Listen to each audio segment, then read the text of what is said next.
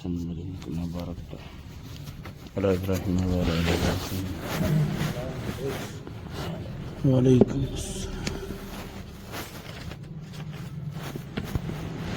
قصہ حضرت انس بن نضر رضی اللہ عنہ کی شہادت کا.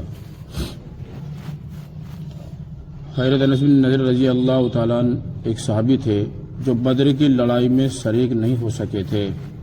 ان کو اس چیز کا صدمہ تھا. اس پر اپنے نفس کو ملامت کرتے تھے کہ اسلام کی پہلی عظیم الشان لڑائی اور تو اس میں شریک نہ ہو سکا. اس کی تمنا تھی کہ کوئی دوسری لڑائی ہو تو حوصلے پورے کروں. اتفاق سے احد کی لڑائی پیش آ گئی جس میں یہ بڑی بہادری اور دلیری سے شریک ہوئے. احد کی لڑائی میں اول تو مسلمانوں کو فتح ہوئی مگر آخر میں ایک غلطی کی وجہ سے مسلمانوں کو شکست ہوئی.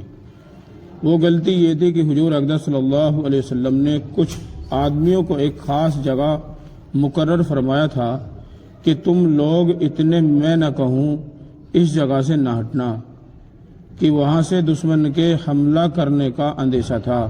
جب مسلمانوں کو شروع میں فتح ہوئی تو کافروں کو بھاگتا ہوا دیکھ کر یہ لوگ بھی اپنی جگہ سے یہ سمجھ کر ہٹ گئے کہ اب جنگ ختم ہو چکی، اس لیے بھاگتے ہوئے کافروں کا پیچھا کیا جائے اور غنیمت کا مال حاصل کیا جائے. اس جماعت کے سردار نے منع بھی کیا کہ حضور صلی اللہ علیہ وسلم کی ممانعت تھی، تم یہاں سے نہ ہٹو.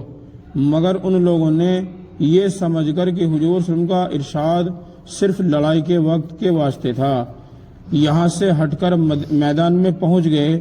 بھاگتے ہوئے کافروں نے اس جگہ کو خالی دیکھ کر اس طرف سے آ کر حملہ کر دیا. مسلمان بے فکر تھے، اس اچانک بے خبری کے حملے سے مغلوب ہو گئے اور دونوں طرف سے کافروں کے بیچ میں آ گئے، جس کی وجہ سے ادھر ادھر پریشان بھاگ رہے تھے.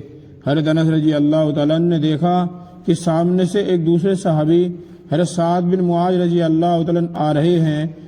ان سے کہا کہ اے سعد کہاں جا رہے ہو؟ خدا کی قسم احد کے پہاڑ سے جنت کی خوشبو آ رہی ہے. یہ کہہ کر تلوار تو ہاتھ میں تھی ہی کافروں کے ہجوم میں گھس گئے اور اتنے شہید نہ ہو گئے واپس نہیں ہوئے. شہادت کے بعد ان کے بدن کو دیکھا گیا تو چھلنی ہو گیا تھا. 80 سے زیادہ زخم تیر اور تلواروں کے بدن پر تھے. ان کی بہن نے انگلیوں کے پوروں سے ان کو پہچانا.